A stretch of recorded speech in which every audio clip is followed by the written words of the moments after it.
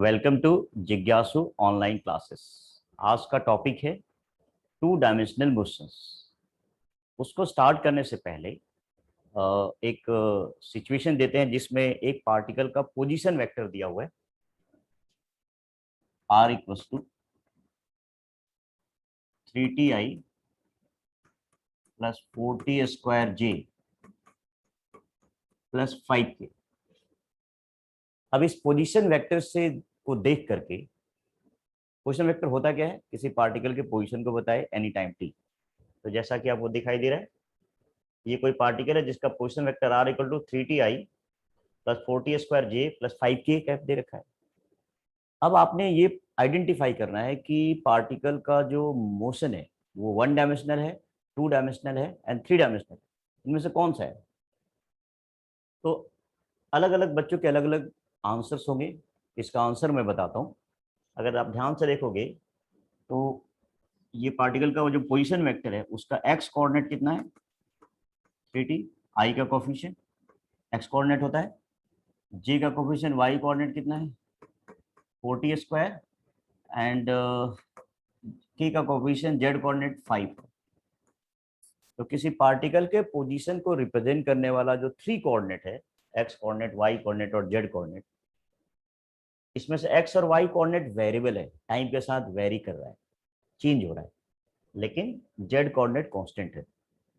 तो अगर किसी पार्टिकल के पोजीशन को रिप्रेजेंट करने वाला जो कोऑर्डिनेट है, 3 कोऑर्डिनेट, उनमें से 2 कोऑर्डिनेट चेंज करे और एक कोऑर्डिनेट कांस्टेंट रहे, तो उस तरह के मोशन को हम क्या बोलते हैं? 2 डायमेंशनल मोशन। देखो बच्चों, मैं आपको बताता हूँ, पोजीशन वेक्टर को देखकर ऐसा लगता है कि इसमें आई, जे और के है, इसलिए ये 3 डायमेंशनल मोशन होगा। ऐसा नहीं है। ये कई बच्चे टीचिंग एक्सपीरियंस के बेसिस पर मैं कह सकता हूँ कि आई, जे, के को देख करके बच्चे सोचते हैं 3 डायमेंशनल मोशन है। आई, जे के से कोई मतलब नहीं है। मतलब ये है कि आई, जे और के का कोफिशिएंट, जो कि पार्टिकल के पोजीशन का एक्स, वाई और जेड कोऑर्डिनेट होगा, उनमें से कौन सा कोऑर्डिनेट चेंज हो रहा है? ओनली 1 चेंज हो रहा है, या 2 कोऑर्डिनेट चेंज हो रहा है, या 3 कोऑर्डिनेट चेंज हो रहा है? अगर ओनली 1 कोऑर्डिनेट मान लो टाइम पे डिपेंडेंट होता, फॉर एग्जांपल ये एक पोजीशन है आर का वैल्यू दे रखा है 40i plus 5j plus 6k, ये किसी पार्टिकल का पोजीशन है। लेकिन इस पोजीशन में से एक्स कोऑर्डिनेट 40 है, वाई कोऑर्डिनेट 5 है, जेड कोऑर्डिनेट 6 है। तो वाई और जेड कोऑर्डिनेट क्या है? कांस्टेंट है। लेकिन एक्स कोऑर्डिनेट वेरी कर रहा है क्योंकि वो टाइम पे डिपेंडेंट है ना। इसलिए ये पोजीशन को देख करके आप क्या कंक्लूड कर सकते हो? It is example of 1 dimensional motion. मतलब किसी पार्टिकल का पोजीशन है, कोर्स चेंज हो रहा है, टाइम पे डिपेंडेंट है। और पोजीशन चेंज करे तो बॉडी मोशन में होता है। ये मोशन कैसा है? 1 डायमेंशनल मोशन है। उसी तरह ये कैसा है? 2 डायमेंशनल मोशन है। तो 2 डायमेंशनल मोशन का पहचान हो गया। अच्छा, एक और बात है, यहाँ पे जैसे एक्स और वाई कोऑर्डिनेट मान लो वेरिएबल है, ऐसा भी हो सकता है r equals to i plus 2tj plus 5t² की, ऐसा भी हो सकता है। इसमें क्या है? एक्स कोऑर्डिनेट 1 है, कांस्टेंट है, बट वाई कोऑर्डिनेट टाइम पे डिपेंडेंट है। ये रहा वाई इक्वल टू 2t², और जेड कोऑर्डिनेट भी टाइम पे डिपेंडेंट है, जेड इक्वल टू 5t², और एक्स कोऑर्डिनेट क्या है? 1 है। तो आप क्या देख रहे हो कि किसी पार्टिकल के पोजीशन को रिप्रेजेंट करने वाला जो 3 कोऑर्डिनेट है, उनमें से 2 कोऑर्डिनेट चेंज हो रहा है, 1 कोऑर्डिनेट कांस्टेंट है। It is also example of 2 dimensional motion. लेकिन यहाँ पे वाई और जेड कोऑर्डिनेट वेरी कर रहा है, तो ये motion in y z plane है। और ये इसमें क्या बोल सकते हो? Motion in x y plane, क्योंकि एक्स और वाई कोऑर्डिनेट चेंज हो रहा है। तो बच्चों, ये कोर कॉन्सेप्ट मैंने डिस्कस किया, आपके साथ शेयर किया कि किसी पार्टिकल के पोजीशन वेक्टर को ऑब्जर्व करके कैसे आइडेंटिफाई करोगे कि पार्टिकल का जो पोजीशन चेंज हो रहा है, और पोजीशन चेंज होने से जो मोशन है वो 1 डायमेंशनल होगा, या 2 डायमेंशनल होगा, या 3 डायमेंशनल होगा। आप 3 डायमेंशनल का एग्जांपल मैं दे देता हूँ।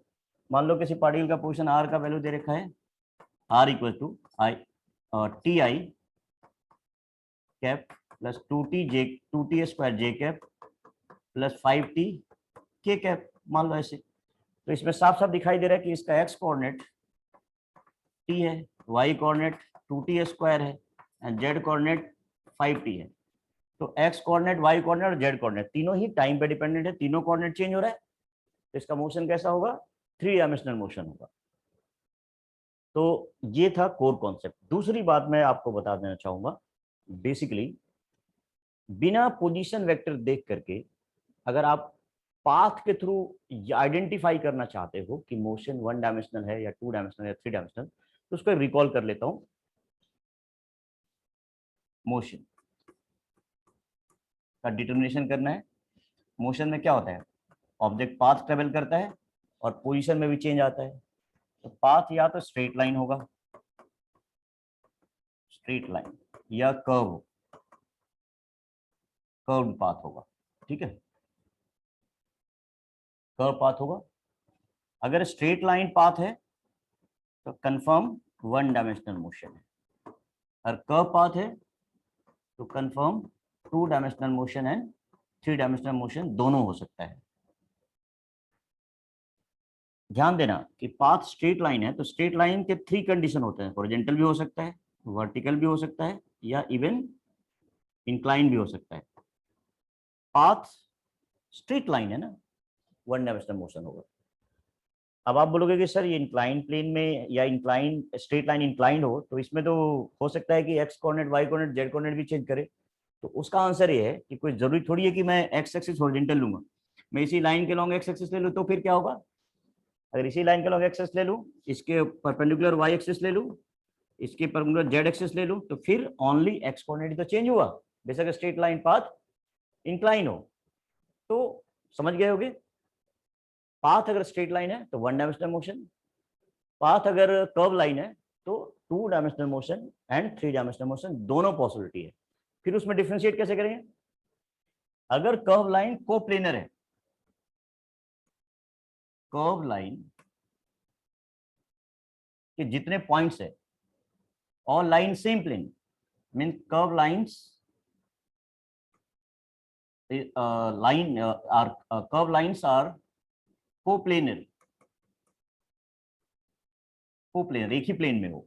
फॉर एग्जाम्पल जैसे मान लो कोई पार्टिकल सर्कुलर पाथ को फॉलो कर रहे हैं, तो सर्कुलर पाथ एक प्लेन में होता है, आपको पता है। एक प्लेन कॉमन, मतलब ये सर्कुलर पाथ का हर पॉइंट एक कॉमन प्लेन में होता है। एक ऑब्जेक्ट को थ्रो करो ग्राउंड से ऐसे, और थ्रो करोगे, क्या हुआ? दिखाई दे रहा है, ये पैराबोलिक पाथ फॉलो करते हुए ग्राउंड पे हिट कर जाएगा। तो ये हॉरिजॉन्टल हुआ, ये वर्टिकल हुआ, ये प्लेन हुआ, वर्टिकल प्लेन। इसी वर्टिकल प्लेन में ये पार्टिकल को थ्रो करने के बाद जो पार्टिकल ने पाथ फॉलो किया, जो ऑफकोर्स कर्व पाथ है, और पाथ के सारे पॉइंट एक कॉमन वर्टिकल प्लेन में।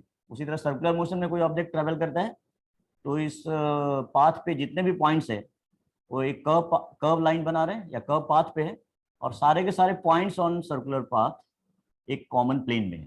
तो अगर पाथ कर्व लाइन हो और उस कर्व के जितने पॉइंट्स हैं वो सारे के सारे पॉइंट्स को प्लेनर हो, एक ही प्लेन में हो, चाहे वो प्लेन हॉरिजॉन्टल हो या फिर वर्टिकल हो या फिर इंक्लाइन भी हो, उससे कोई फर्क नहीं पड़ता। पाथ कर्व लाइन और कर्व लाइन के सारे पॉइंट एक ही प्लेन में हो तो उसका मोशन कैसा होगा? 2 डायमेंशनल मोशन होगा। Otherwise 3 dimensional motion. अदरवाइज का मतलब ऑब्वियसली बात है, पाथ कर्व लाइन हो लेकिन उस कर्व लाइन के सारे पॉइंट एक ही प्लेन में नहीं आए तो क्या होगा? 3 डायमेंशनल मोशन होगा। अब हम लोग बात करेंगे कि study of 2 dimensional motion. Study of 2 dimensional motion, इसका कोर अप्रोच क्या है 2 डायमेंशनल मोशन स्टडी करने का? तो मैं क्या करता हूं, मैं एक एक्स वाई प्लेन लेता हूं बच्चों, ये रहा।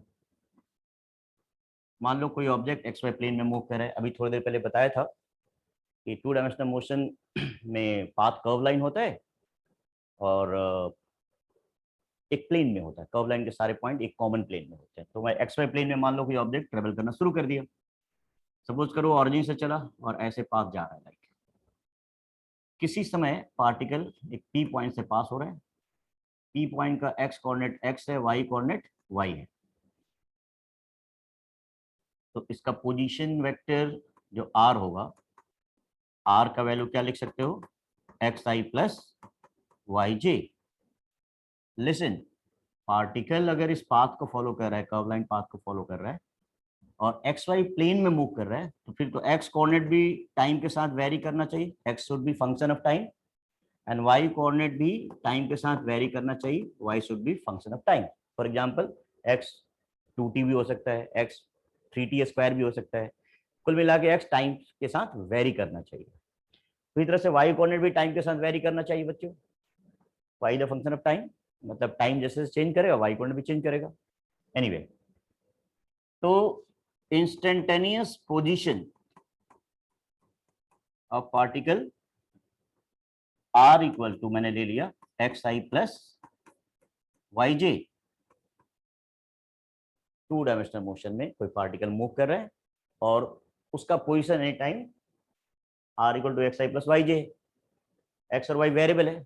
हाँ, इसमें इसमें के फॉर्म में भी हो सकता है, बट वो कांस्टेंट होगा, मतलब के का कोफिशिएंट कांस्टेंट होगा। तो इंस्टेंटेनियस वेलोसिटी कैसे निकालेंगे? इंस्टेंटेनियस वेलोसिटी v का value rate of change of position होगा dr by dt, d by dt, r का वैल्यू रख दो x i plus y j, d by dt x i plus d by dt y j. ये instantaneous velocity vector v हो गया। अब x coordinate जो of course time पे dependent है, जैसे आपको दिखाई दे रहा है, ये टाइम के रिस्पेक्ट में डिफरेंशिएट करोगे तो जो भी डिफरेंशिएट करने के बाद आएगा वो इस वेलोसिटी वेक्टर v का x कंपोनेंट हो जाएगा, vxi हो गया। उसी तरह से y कोऑर्डिनेट को टाइम के रिस्पेक्ट में डिफरेंशिएट करने से, देखो y टाइम पे डिपेंडेंट है, जो भी आएगा वो इस इंस्टेंटेनियस वेलोसिटी v वेक्टर का y कंपोनेंट हो जाएगा। तो आपने क्या निकाल लिया? ये इंस्टेंटेनियस वेलोसिटी हो गया इक्वेशन नंबर 2, और ये इंस्टेंटेनियस पोजीशन हुआ इक्वेशन नंबर 1। तो अभी हमने प्रोसेस क्या सीखने का प्रयास किया कि अगर आपको पोजीशन दिया रहे 2 डायमेंशनल मोशन में और उसका इंस्टेंटेनियस वेलोसिटी निकालना है, तो आपको पोजीशन को डिफरेंशिएट करोगे तो उसका इंस्टेंटेनियस वेलोसिटी निकल जाएगा। अब आगे देखिए, अभी हमने क्या देखा कि v इक्वल टू आया था vxi प्लस vyj। अब इसको विजुअलाइज कैसे करेंगे? मान लो ये कोई वेलोसिटी वेक्टर v है, इंस्टेंटेनियस वेलोसिटी है, ये x एक्सिस है और ये y एक्सिस है। तो इस वेलोसिटी वेक्टर का x कंपोनेंट कौन हुआ? यहां से यहां तक ये x कंपोनेंट हो गया, और ये वाला ये y कंपोनेंट हो गया। मान लो वेलोसिटी वेक्टर v है, उसका डायरेक्शन यहाँ पे अल्फा हो गया, तो इस वेलोसिटी वेक्टर का मैग्नीट्यूड क्या होगा? Mod of vxi plus vyj।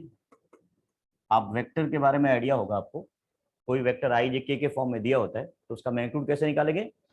आई के कोफिशिएंट का स्क्वायर मतलब vx स्क्वायर प्लस j के कोफिशिएंट का स्क्वायर मतलब vy स्क्वायर प्लस k के कोफिशिएंट का स्क्वायर। k का कोफिशिएंट तो यहाँ है ही नहीं, तो उसको लिखने की जरूरत नहीं है। तो हमने क्या किया? वेलोसिटी का मैग्नीट्यूड हमने क्या निकाल लिया?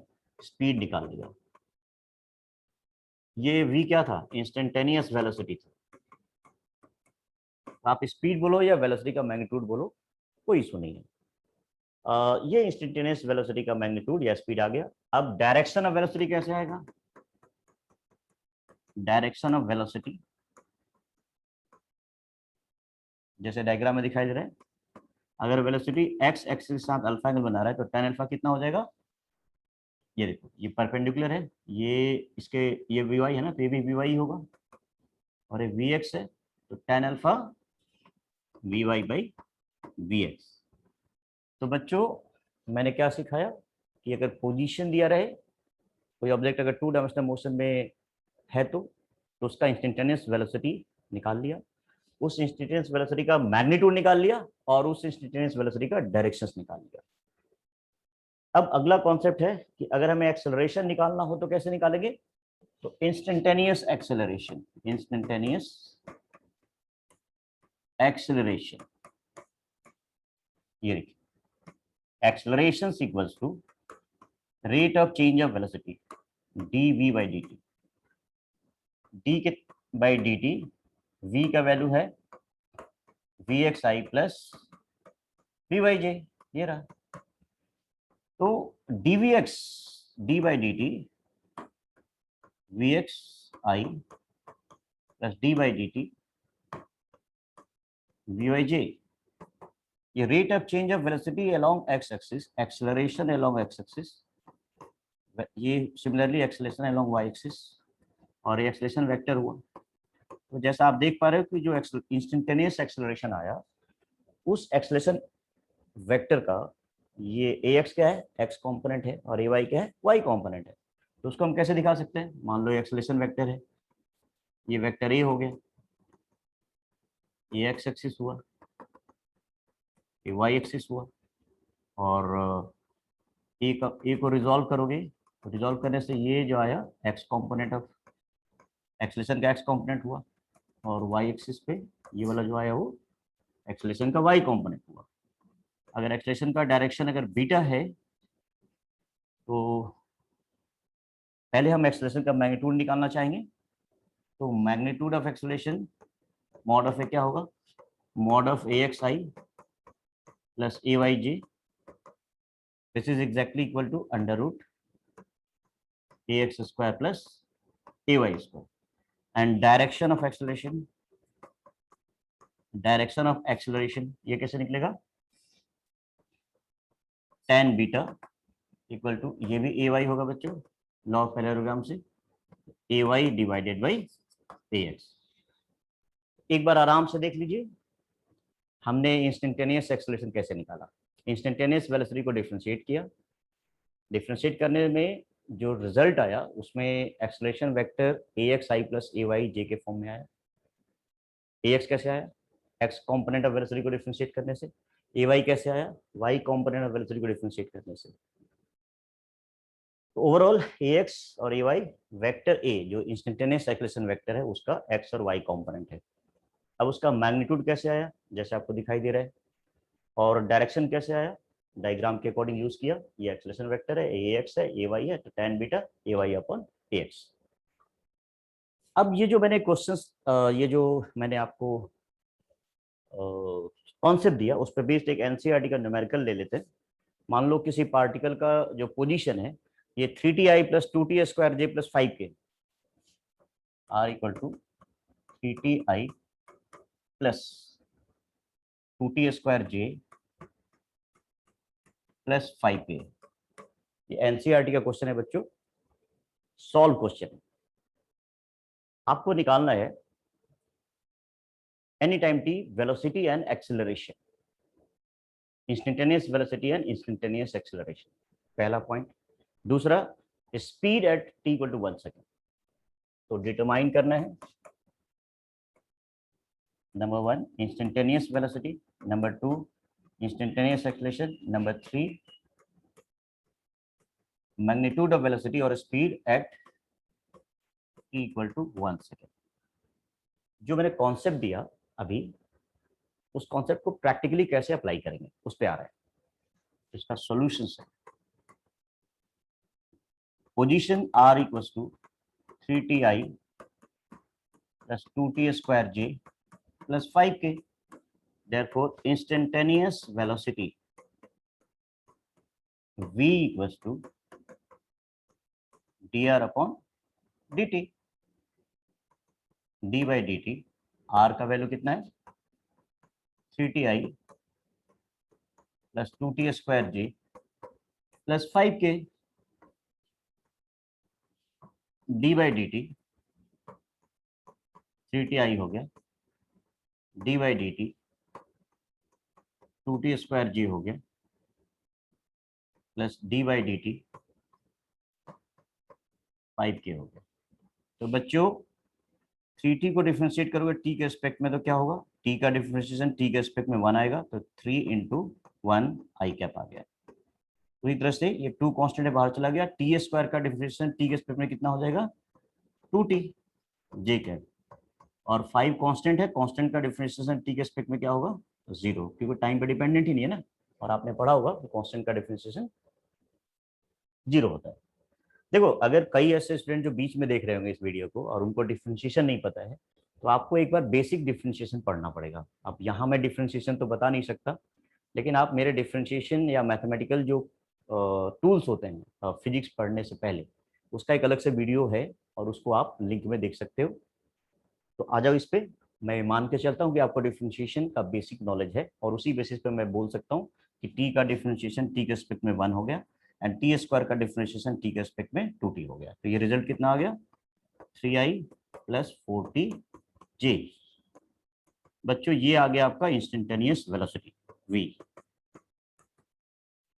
तो पोजीशन दिया हुआ था 3ti plus 2t square j plus 5k। Velocity कैसे निकाला, rate of change of position. Rate of change का मतलब डिफरेंशिएट करना होता है किसका, पोजीशन का। सॉल्व किया, अल्टीमेटली रिजल्ट आ गया 3i प्लस 4tj। अब एक्सेलरेशन कैसे निकालेंगे,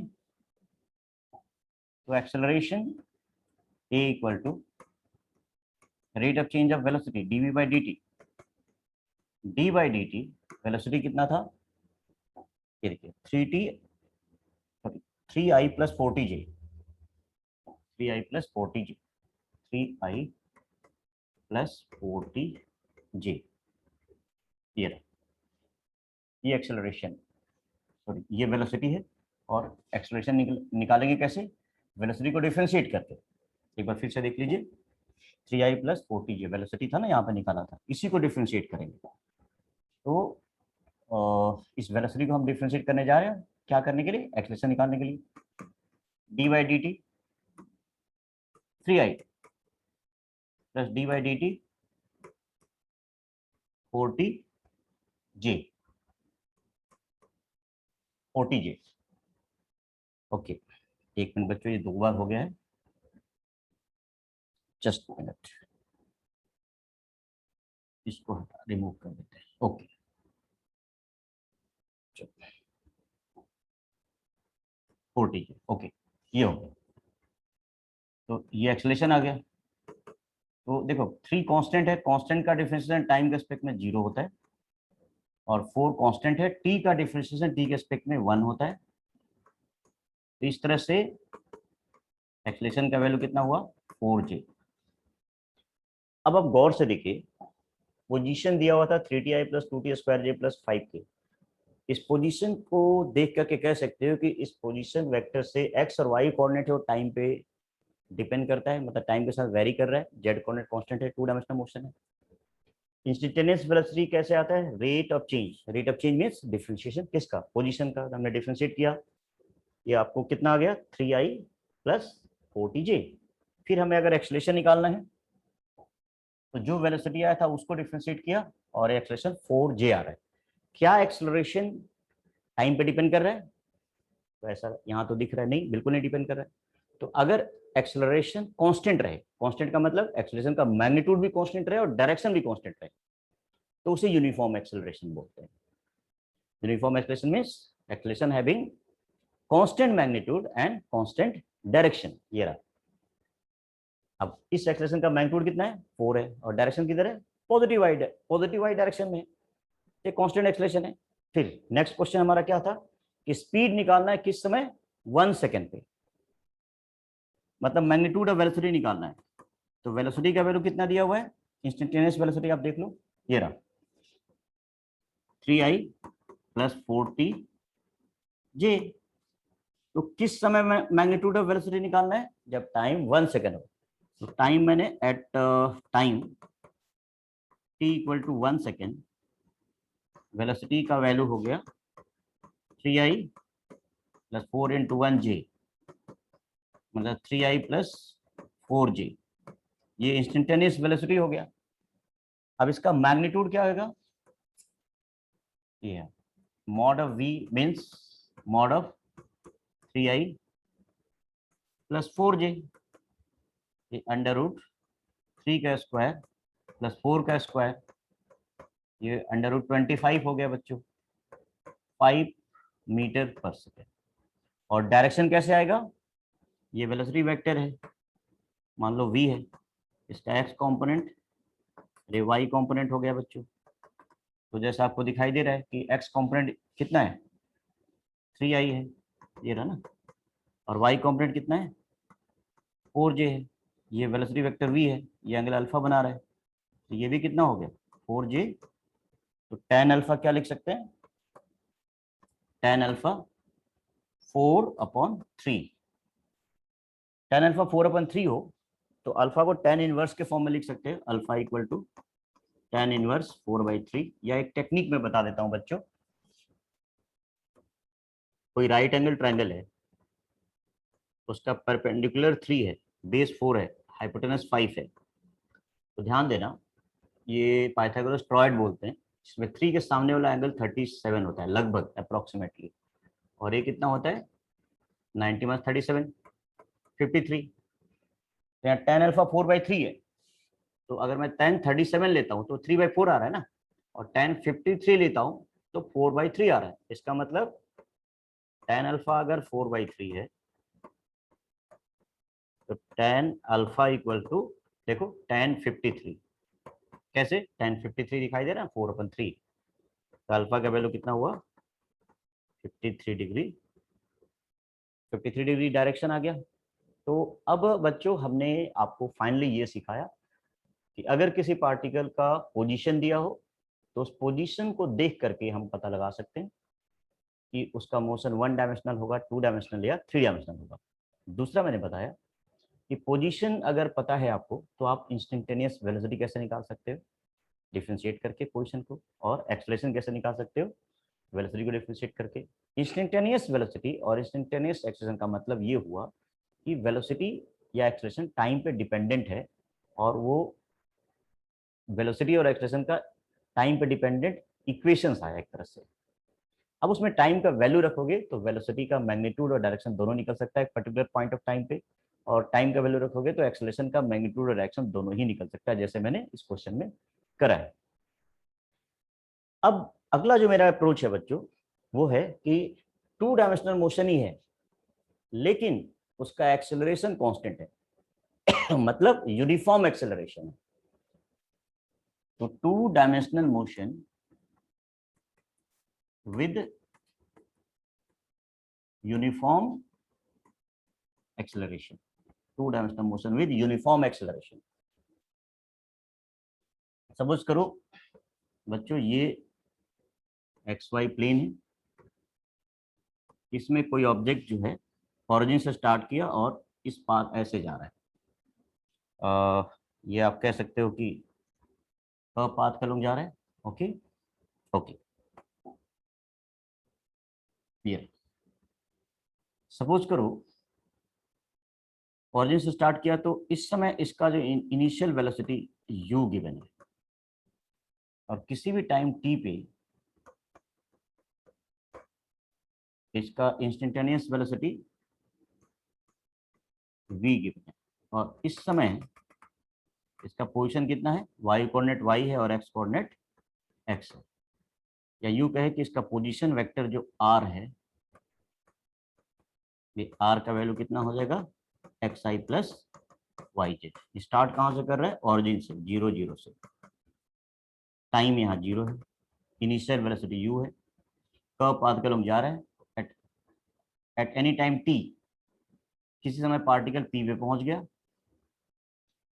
पाथ तो कर्व लाइन है, तो इस p पॉइंट पे इंस्टेंटेनियस वेलोसिटी कैसे निकालेंगे, इस पॉइंट पे कर्व लाइन जो है ना यहाँ पे टेंजेंट होकर के ये इंस्टेंटेनियस वेलोसिटी हो गया। इस समय टाइम t पे जो p पॉइंट है जहां पार्टिकल पहुंचा है उसका पोजीशन कैसे निकलेगा। मान लो पोजीशन मैंने एक्स वाई ले लिया, तो वाई कोऑर्डिनेट आपको दिखाई दे रहा है और एक्स कोऑर्डिनेट भी दिखाई दे रहा है। Let initial velocity u equal to given है ux i plus ui g, x y plane में है। एक्सेलरेशन इज कांस्टेंट ना, सपोज एक्सेलरेशन इक्वल टू दिया हुआ है ax i plus ay g। बच्चों ध्यान देना ये यूनिफॉर्म एक्सेलरेशन कब होगा, जब एक्सेलरेशन जो वेक्टर है ना उसका x एंड y को जो कंपोनेंट है ax and ay, it should be constant, ये कांस्टेंट रहना चाहिए। अगर एक्सेलरेशन वेक्टर का जो x और y कंपोनेंट या z कंपोनेंट तीनों, मतलब जो भी एक्सेलरेशन वेक्टर तो स्पेस में भी हो सकता है ना, बट यहाँ तो ऑब्जेक्ट प्लेन में मूव कर रहे हैं तो एक्सेलरेशन के 2 ही कंपोनेंट हो गए x और y कंपोनेंट, और वो दोनों ही कांस्टेंट है, टाइम पे डिपेंडेंट नहीं है, तो फिर समझ लो कि ये यूनिफॉर्म एक्सेलरेशन है। अगर ये एक्सेलरेशन का कोई भी एक कंपोनेंट अगर टाइम पे डिपेंडेंट होता तो वो नॉन यूनिफॉर्म एक्सेलरेशन हो जाता, क्योंकि वो पर्टिकुलर कंपोनेंट का मैग्नीट्यूड टाइम के साथ वेरी करता है। और अभी मैंने थोड़ी देर पहले बताया था कि एक्सेलरेशन यूनिफॉर्म कब होता है, जब एक्सेलरेशन का मैग्नीट्यूड भी कांस्टेंट रहे और डायरेक्शन भी कांस्टेंट रहे। मतलब एक्सेलरेशन वेक्टर का जो एक्स और वाई कंपोनेंट है वो टाइम पे डिपेंड नहीं करे, वो कांस्टेंट बना रहे, तो तभी यूनिफॉर्म एक्सेलरेशन कहलाएगा। तो ये ए एक्स और ए वाई क्या है, कांस्टेंट है। तो इंस्टेंटेनियस पोजीशन आर कैसे निकालेंगे, आर इक्वल टू हो जाएगा you t plus half a t square.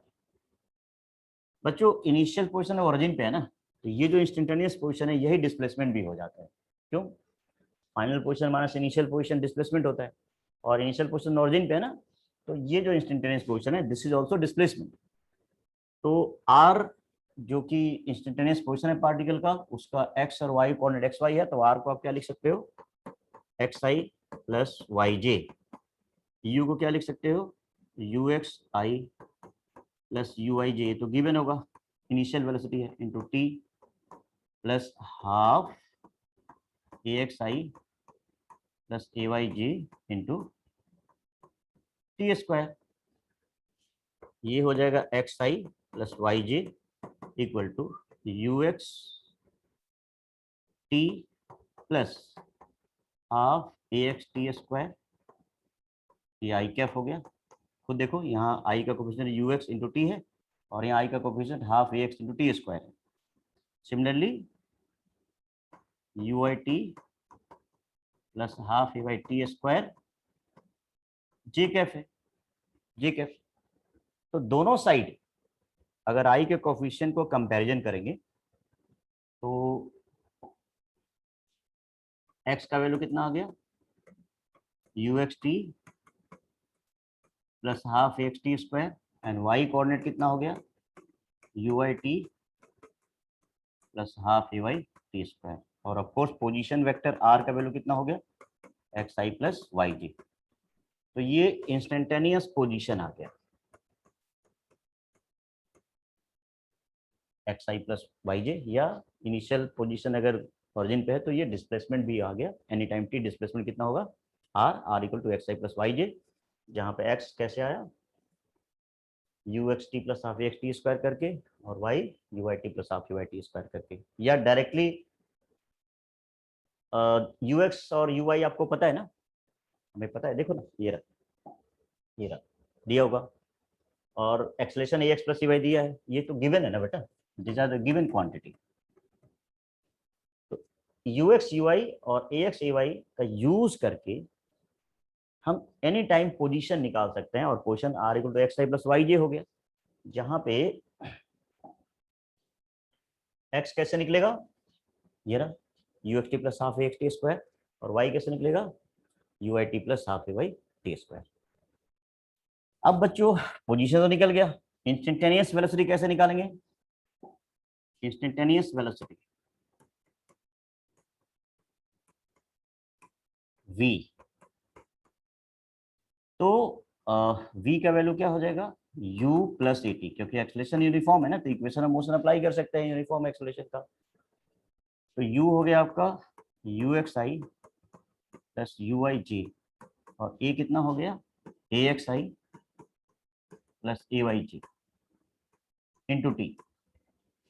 ये इंस्टेंटेनियस वेलोसिटी हो गया बच्चों, तो इसको लिख सकते हैं u x plus a x t i plus u i plus A y t J.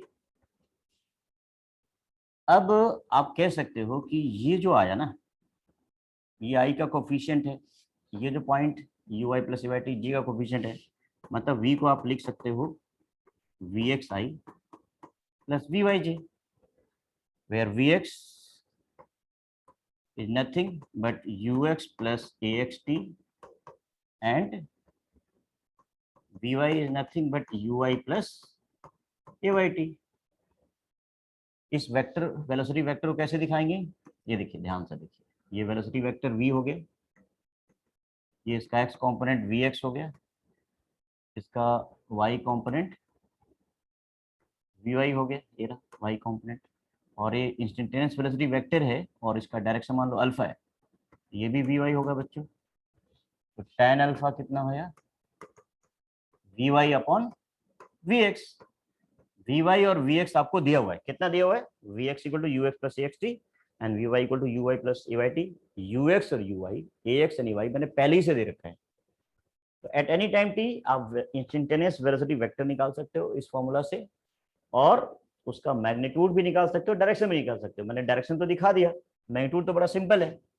Magnitude क्या होगा, ये रहा v equal to v x i plus v y j है ना, इसका मॉड ले लो, mod of v x i plus v y j हो गया under root v x square plus v y square हो गया। तो अब हम लोगों ने क्या सीखा, समरी करते हैं। अगर कोई ऑब्जेक्ट यूनिफॉर्म एक्सेलरेटेड मोशन में हो और टू डायमेंशनल मोशन में हो तो उसका इनिशियल वेलोसिटी गिवन होगा और एक्सेलरेशन भी गिवन होगा। एक्सेलरेशन यूनिफॉर्म में मतलब एक्सेलरेशन वेक्टर का आई और जे का कोफिशिएंट अगर वो एक्स वाई प्लेन में मूव कर रहा है तो कांस्टेंट होगा, टाइम पे डिपेंडेंट नहीं होगा। ये पहचान हुआ यूनिफॉर्म एक्सेलरेशन का। अब इस चीज को बेहतर समझने के लिए मैं एक न्यूमेरिकल के थ्रू डिस्कस करूं, तो उससे पहले मैं रिकॉल कर देता हूं कि u गिवन है और a गिवन है, तो पोजीशन r कैसा निकल सकता है, या डिस्प्लेसमेंट भी आप बोल सकते हो अगर ओरिजिन से स्टार्ट हो रहा हो तो कैसा निकल सकता है, u i t plus half a y t square करके। और इंस्टेंटेनियस वेलोसिटी कैसे निकल सकता है, v equal to u plus a t करके। एक क्वेश्चन है नेक्स्ट टॉपिक पे, एक पार्टिकल एक्स वाई प्लेन में मूव कर रहा है और ऑरिजिन से स्टार्ट हो रहा है, उसका इनिशियल वेलोसिटी 5 आई है, u का वैल्यू दे रखा है 5 आई, और वो एक्स वाई प्लेन में मूव कर रहा है और उसका एक्सेलरेशन दिया हुआ है, एक्सेलरेशन दे रखा है 3 i plus 2 j, acceleration a equal to 3 i plus 2 j. अब आपको निकालना है इंस्टेंटेनियस पोजीशन निकालना है बच्चों, और इंस्टेंटेनियस वेलोसिटी निकालना है। Anyway instantaneous position 3 i plus 2 जे दिया हुआ है, डिटरमाइन इंस्टेंटेनियस पोजीशन। ये मैं मान के चल रहा हूं कि if particle start from the origin, if particle start from the origin. दूसरा इंस्टेंटेनियस वेलोसिटी निकालना है। तीसरा थर्ड है determine y coordinate when x coordinate is,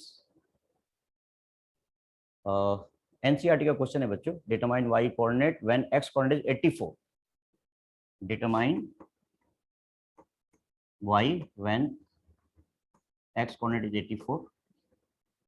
और fourth magnitude of velocity when x coordinate equal to 84।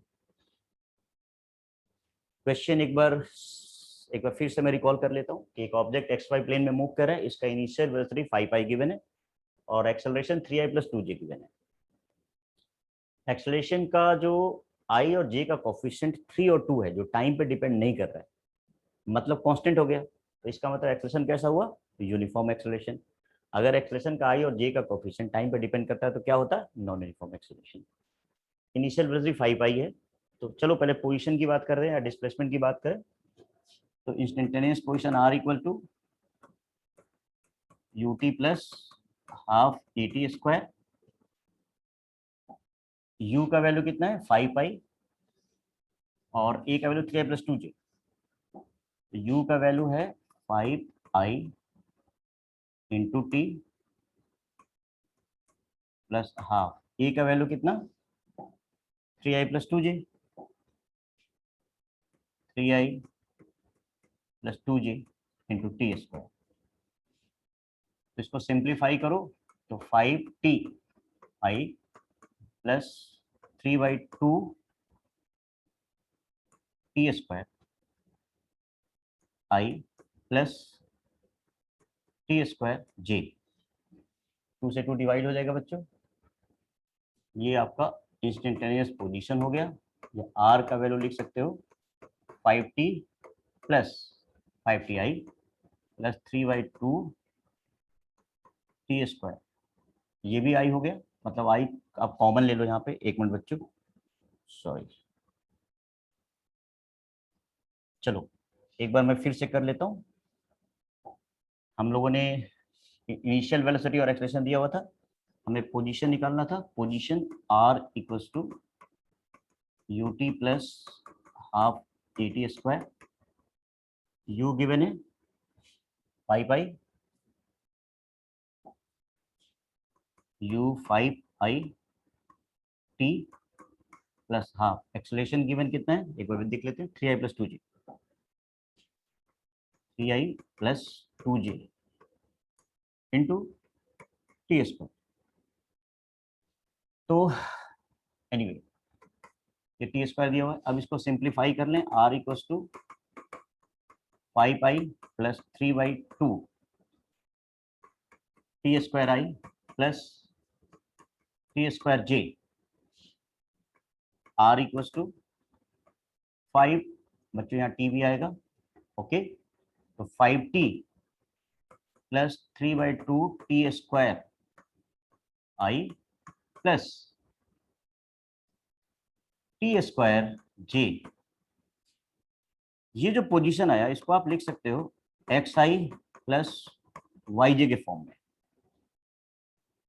इसका मतलब यहाँ x coordinate कितना हो गया 5t plus 3/2 t square, and y coordinate कितना हो गया बच्चों टी स्क्वायर, सिंपल। तो आपको x और y कोऑर्डिनेट तो आ गया, या पोजीशन जो आया इंस्टेंटेनियस पोजीशन वो कितना हो गया 5t plus 3/2 t square i plus t square j। आप चाहें तो वेलोसिटी भी निकाल सकते हैं एनी टाइम।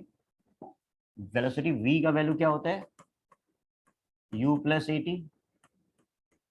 अब u कितना था, u का वैल्यू दिया हुआ है बच्चों 5i, और a का वैल्यू दे रखा है 3i plus 2j, 3i plus 2j into T. इसको सिंप्लीफाई करो, v का value 5i plus 3ti plus 2tj, मतलब 5 प्लस 3ti प्लस 2tj। ये इंस्टेंटेनियस वेलोसिटी आ गया, एनी टाइम वेलोसिटी। तो इसको आप ऐसे फॉर्म में लिख सकते हो v equal to vxi plus vyj। अब दिखाओगे कैसे इसको, ये देखिए ये vx हो गया, ये vy हो गया, ये v हो गया। vx कितना दे रखा है vx equal to 5 plus 3t और vy इक्वल टू 2t। अब टाइम का वैल्यू रख दो तो इंस्टेंटेनियस वेलोसिटी का मैग्नीट्यूड भी आ जाएगा, और डायरेक्शन tan अल्फा कितना आ गया tan alpha vy by vx, vy कितना 2t और vx कितना 5 प्लस 3t। ये डायरेक्शन आ गया, ये एनी टाइम t डायरेक्शन है, ये एनी टाइम t मैग्नीट्यूड है वेलोसिटी का। वो तो आप जो भी मान लो 1 सेकंड पे वेलोसिटी निकालना है तो टाइम 1 रख लो, तो कितना हो जाएगा 5 प्लस 3 इंटू 1। अब मान लो एग्जाम्पल अगर टाइम 1 लेना है तो v का वैल्यू कितना हो गया